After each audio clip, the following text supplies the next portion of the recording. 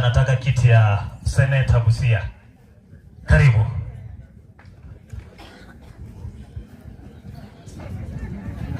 Kanisa, familia, waombolezaji wote, Bwana Yesu asifiwe.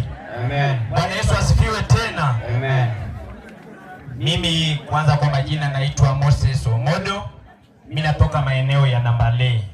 Na mimi ndio seneta wa Busia mwaka wa 2027. Asante sana. Na kama kuna seneta mwingine mtanionyesha, ndio? Nyinyi ndio mtanipa hiyo nafasi mimi kufanyia wana Busia kazi. Najua wakati nimesimama hapa wengi mmeniona huyu kijana mdogo anataka kiti kubwa kwa sababu gani? Huyu kijana si mdogo. Huyu kijana ni wa miaka 32. Huyu kijana ni kijana ako na familia, ni kijana ako na watoto 3 na mke mmoja. Sasa nikiwa naweza sukuma watoto 3 na mke mmoja, kaunti moja inaweza nilemea kina mama? Wewe utosha. Inawezekana kweli? Wewe utosha. Sawa, mimi nawaomba kwanza, wacha niwaambie wanapokoro. Unajua nyinyi wapiga kura mnatupa nafasi sisi kuongoza bila kujua majukumu yetu ni gani. Jukumu langu kama seneta kwanza ni oversight, ni kuhakikisha rasilimali zenu na mali yenu na pesa yenu kutoka national government inafika hapa.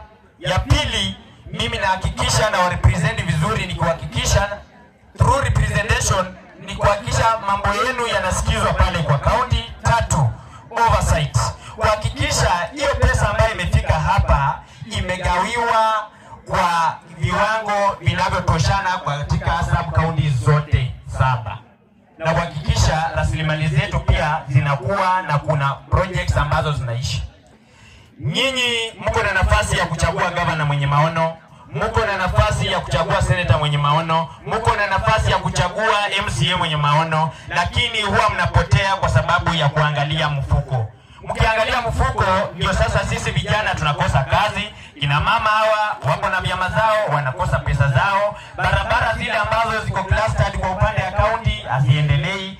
Baadaye tutakuja kulia hawa MCA bila kupata seneta mwenye maono ambaye atasukuma pale pesa na kuhakikisha na oversight hapa, au wapate mgao wao wafanye maendeleo kwa hii ward yenu. Nyinyi mtawaambia kila wakati one term. Na kitu cha mwisho mimi nitakuambia wana Apokor na wana Busia, sisi tumeishi kwa maisha ya opposition miaka nenda miaka rudi. Tumeishi kwa maisha ya opposition miaka nenda miaka rudi, na hakuna hata mimi nikiwa na baba yangu kwa boma na nampiga kila kitu, si atasaidia watoto wengine aniwache mimi? Sasa ule rais ambaye